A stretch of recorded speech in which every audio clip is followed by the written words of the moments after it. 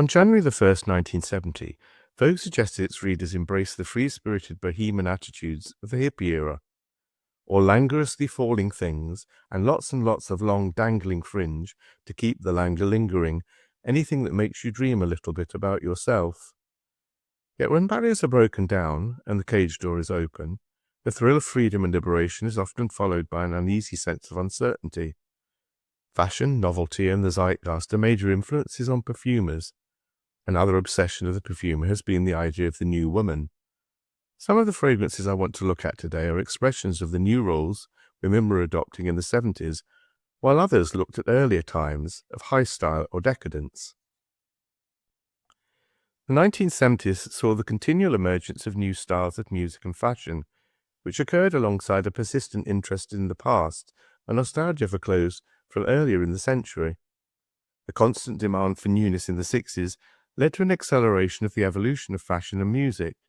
Glam, disco and punk, to name just three musical styles, emerged within a few years of each other.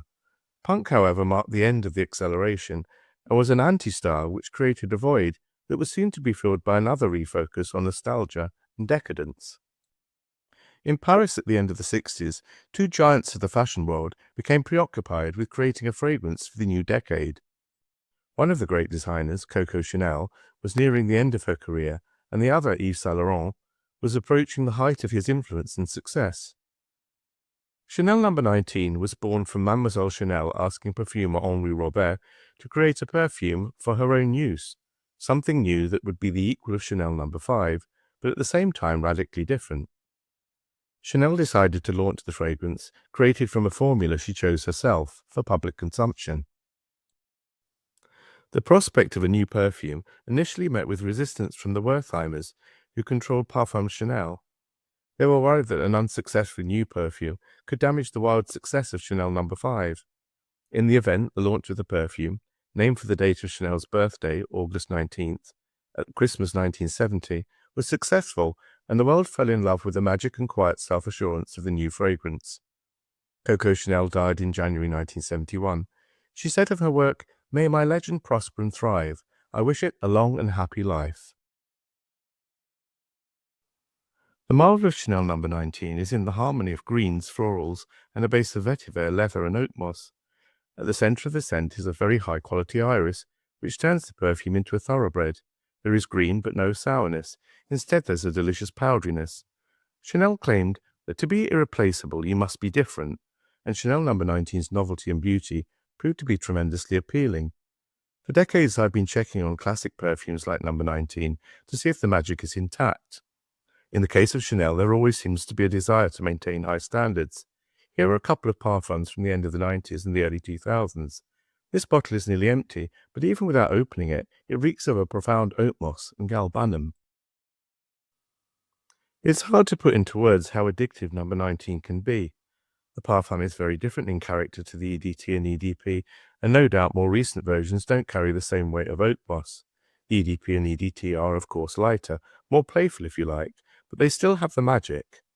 The mossy earthiness of the parfum is replaced with more powder and the daintiness of Mouget. All strengths are addictive. No. 19 is elegant and chic. In 1970, Chanel used Ali McGraw, fresh-faced and spring-like, just like No. 19. Recently been a smash hit in the film Love Story. The actress appeared almost makeup-free, very natural, youthful and modern. In the mid-70s, the English model Jean Shrimpton was used. Shrimpton was an icon of the modelling world who radiated beauty and originality. In another part of Paris, possibly on the left bank, Yves Saint Laurent had become interested in the concept of the new woman for the new decade. The result was a fragrance for Yves Gauche that was strikingly new, with a slight caveat, in fact, that a rather similar scent, Calandre, the French for car's radiator grille, had been produced by Paco Rabanne in 1969. Yves Gauche shares an uncanny similarity in dry down, a marvellous powdery rose. Yves Saint Laurent opened his first Yves Gauche store, which sold the Pret-a-Porter line, on the Rue de Tournon on the left bank in 1966. The first customer was Catherine Deneuve. The left bank of Paris was an area long considered the centre of bohemian lifestyles and creativity. Yves Gauche perfume was later marketed as the right perfume from the left bank of Paris. Jacques Paul's of Chanel fame created the perfume with the aim of appealing to young women. Ernest Beau, who had spent time in the army above the Arctic Circle, famously said that his creation Chanel No. 5 was reminiscent of a snowy landscape. Some have noted that Rive Gauche, especially in the sparkling aldehydic opening, is much more convincingly like smelling snowy air.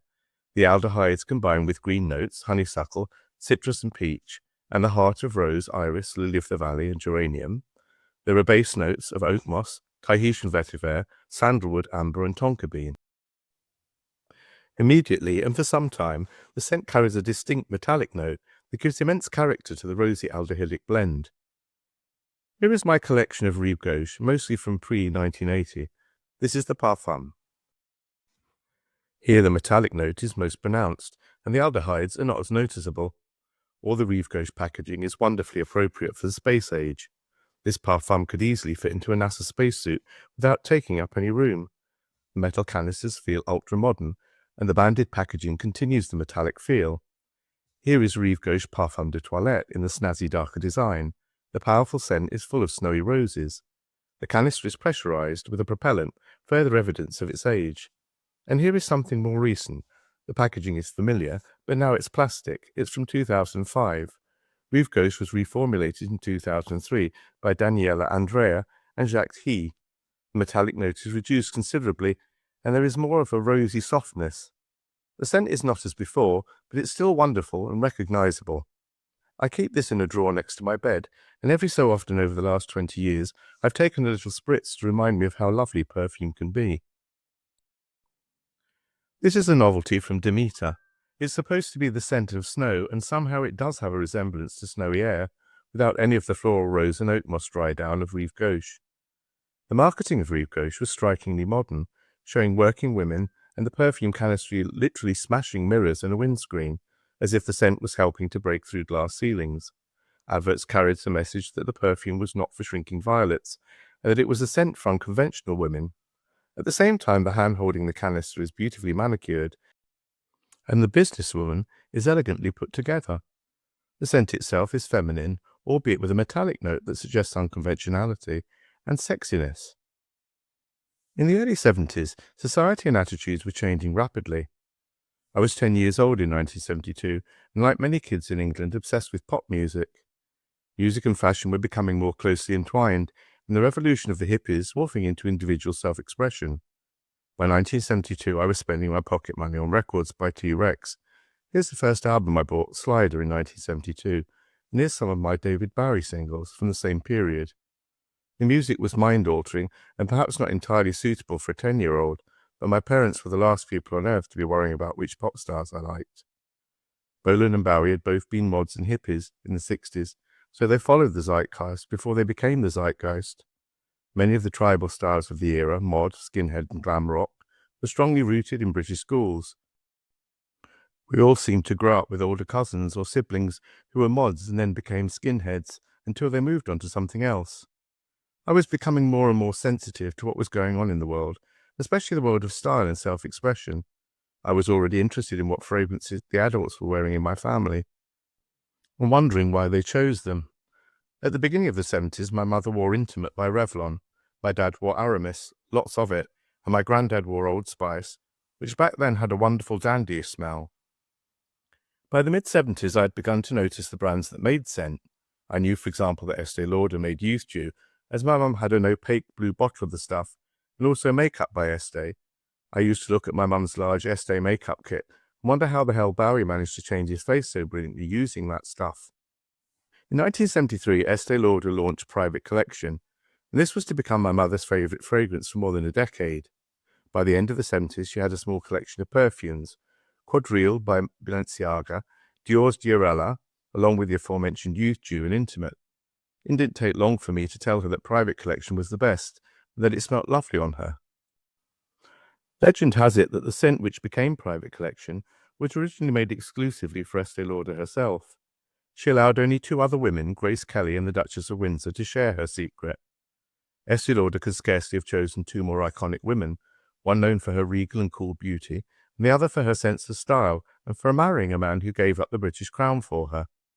It's appropriate that private collections should smell so irresistible, classy and delicious.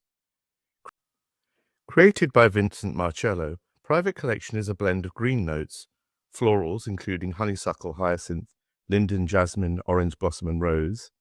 There's also chrysanthemum, mignonette and ylang. The base is sandalwood, heliotrope, amber and musk. I think that linden, lime blossom, is subtly important here. Expert blending is key. Notes that can give me the heebie-jeebies like hyacinth and chrysanthemum are detectable but not at all offensive. Private Collection is a masterpiece of suavity and confidence. Estee Lauder has produced a stable of marvelous scents like Azure, Knowing and Cinnabar. I'll be looking at that fragrance shortly, as well as classics like White Linen and Youth Dew, but Private Collection reigns supreme. Here are a couple of EDPs and two small parfum bottles. This EDP is from around 1999, and it demonstrates the strong and delicious quality of Private Collection. The scent soon arrives at its characteristic heart, and it remains there for many hours without changing much. Around 2010, which is the date of this bottle, there was a change for the worse. The potent smooth blend acquired a sort of soapiness. Thankfully, this has diminished in bottles I've smelt recently. The parfums are a little less green and have a marvellous soft ambery quality. All the bottles are made with frosted glass, and this little leaf bottle is typical of Estee styling. It's from the 70s or 80s. Private Collection is a supremely elegant scent, stylish but never trying to impress. It has a fresh quality that's not exactly sporty or casual. Incidentally, I recently came across something called Private Collection Legacy on an Estee counter. I believe it's part of a reworking of Estee Classics by Frederick Malle. Private Collection Legacy is somewhat familiar, but struck me as trying a bit too hard. There was perhaps too much jasmine. The brilliant balance is missing, and it quickly lost its potency.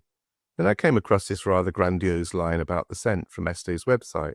Private Collection, I am refined. Mrs. Lauder's exclusive private fragrance reemerges as modern art, contemporary and elegant. Well, Private Collection was always elegant, and this legacy version is not so elegant. As for being modern art, I think that's a stretch. Still, Private Collection Legacy can be yours for just £250 for 100ml. The face of Estee Lauder in the 70s was Karen Graham, who graced dozens of adverts in glossy magazines through the decade, often with layouts by photographer Victor Skrebnetsky. The numerous campaigns emphasized the idealized life of the Estee Lauder woman. Skrebnetsky's sets often included Chinese pottery, ceramics by Picasso, and interiors suggesting an affluent, cultured life. Though Graham was the exclusive spokesmodel for Estee from 1973, she was never credited by name. Many people have suggested that Estee Lauder herself was happy for people to assume that Karen Graham's image was her own. Naturally, Private Collection reminds me of my mother, and the memories are all happy because I associate the perfume with the memory of her at her best. As the 70s reached their midpoint, in Britain at least, there was a vogue for soft and romantic styles. The early 70s soft-focused Bieber style became huge. Eyebrows were plucked and lips were arched. The fashion was nostalgic and comforting. In fact, fashion moved suddenly from glitter and high camp, as seen in glam, to drapey, soft jersey in brown or white. Then the 1940s became fashionable again. Broad shoulders, fitted styles, knitwear and A-line skirts worn with platform shoes. The 40s nostalgia appropriately brings me to the next fragrance I want to look at, Clinique's Aromatics Elixir, which was described as the film noir scent. To reinforce the connection, several reviewers have associated the scent with Lauren Bacall, who starred with her eventual husband Humphrey Bogart in several film noir classics from the 1940s. The young Bacall had a magic, worldly self-assurance and beauty that seems impossible for someone her age. To watch Bacall is to experience Bacall and witness the magic of cinema. Aromatics Elixir is an ocean of dark complexity. It's beautiful and just a little unnerving, like Bacall herself. Originally released in 1971, Aromatics Elixir was composed by Bernard Chant. Clinique describes it as a cult classic luxury perfume, adding, "This long-lasting perfume combines more than 700 ingredients to create a confident, sensuous fragrance. Rich vetiver, lush oak moss, and luxurious patchouli are balanced with the soft florals, ylang and rose, a bold blend that stirs the senses and spirits in subtle, pleasing ways. A uniquely intense and nonconformist perfume that always makes a statement, designed for the true individual." Aromatics Elixir is so complex and rich that 700 ingredients seems quite reasonable. Here is a bottle from 2007. I've known this fragrance for decades, and this bottle has the familiar, unique apothecary opening, which is dense and dark. The scent is strong and persistent. We're taken on a journey that gives us aromatic notes, floral notes, notes of preserved ginger, medicinal notes, and then a softer, more powdery feel. The scent is claimed to be astringent and toning. You'll be able to smell it after bathing or showering. No perfume collection should be without aromatics elixir. I want briefly to look at Halston by Halston, launched in 1975, and another fragrance by Bernard Chant, which is marvelously complex. Halston was the most prominent American designer of the 70s. This is not an old bottle of Halston, but this intense sheet for floral anticipated 80s scents like Lagerfeld and Armani, fragrances which are sexy, grown up and sophisticated, qualities shared by Halston's extraordinary designs. Top notes are green leaves, mint, peach, melon and bergamot. There are middle notes of marigold, carnation, orris root, ylang, rose and jasmine. Base notes are oak moss, vetiver, amber, patchouli, sandalwood and musk. Halston was a central figure in the Manhattan social scene and a regular at Studio 54 in the late 70s. The middle of the decade marked a new era in modelling. New stars like Pat Cleveland and Jerry Hall were established. Cleveland became the favourite of illustrator Antonio Lopez, and then house model for Karl Lagerfeld at Chloe. Jerry Hall became known for her height and long hair. She soon became associated with Brian Ferry and then Mick Jagger. The last fragrance I want to look at today is another Estée scent, Cinnabar, launched in 1978. This is another creation by Bernard Chant and also Josephine Catapano. Top notes are cloves, tangerine, peach, orange blossom and bergamot. Middle notes are cinnamon, carnation, ylang, jasmine and rose. The base is incense, balsam, amber, benzoin, sandalwood, patchouli and vetiver. Cinnabar will forever be associated with Yves Saint Laurent's opium from the same year. They share spiciness, oriental influences and deep red packaging. Since the people working on Cinnabar and opium had very similar ideas at the same time, it appears that the theory of multiple discovery was at play. In my video on 1980s scents, I talked about how the distinctiveness and potency of opium became an important influence on the decade. Opium became a greater success than Cinnabar because it was simpler and therefore more striking. The provocative name didn't hurt either, despite attempts to ban it. Why is it then that I prefer Cinnabar? Well, how I feel about opium reminds me of how I feel about Guerlain Shalimar. Opium and Shalimar are important scents because they're so distinctive and defining, but to me both are uncomplicated to a fault. I have to admit that I like opium and don't much care for Shalimar.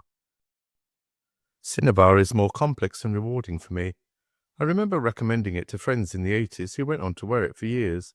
The florals and animal notes of Cinnabar are sumptuous when compared to the angular feel of opium. Here is the Parfum of Opium from the late 70s. The container is inspired by the Japanese inro, a traditional multi-tiered container used by men from the late 16th century onwards. The inro has an ojime, a sliding bead to hold the tiers together, and an etsuke, a carved toggle that acts as a counterweight. The scent is as bold and unchanging. Keeping a message simple can be extremely powerful. Here is some Cinnabar from the 90s and one from the 2010s. The newer fragrance has less complexity to start with, but they both end up as very long-lasting scents that become almost identical.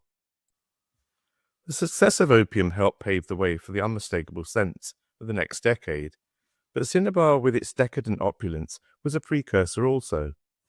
Estée Lauder produced wonderful and distinctive perfumes, both creative and high quality, that became cornerstones of a huge beauty brand. The style of Estée was decorous, luxurious and aspirational. You could buy into the gorgeous life of the wealthy and stylish by smelling as wonderful as they did. This aspirational quality was another pointer to the 1980s. The end of the 70s saw the appearance of many marvellous scents like Mystère de Rochas and Ivoire de Balmain, but I'll save them for another time. It's notable that all of the perfumes I've talked about today were highly commercial, successful scents that were novel but very much in the mainstream. The 70s was a decade of revolutionary change, but sometimes when change was happening too quickly, there was a craving for the comfortable reassurance of nostalgia and gentle romanticism, and when reality became too real, there was the escapist desire to become lost in music. Women were entering the world of work more than any time since the end of the Second World War. Without doubt, some women were perfectly happy to cast convention to the side and didn't give a damn about traditional notions of beauty or femininity. However, many women use scent in part to enhance their femininity. The tension between being in control and giving yourself completely in order to find love became a new choice for many, as this intriguing advert for Chanel No. 19 illustrates. Here you can see the dual role that women were increasingly adopting, a role not without complications. To celebrate the spirit of No. 19, Chanel dedicates its glorious fragrance to the world's most irrepressible women, and then next to an image of the beautiful socialite, Princess Mara Ruspoli, it carries the quote, "There is only one thing worse than being vulnerable, and that is not being vulnerable."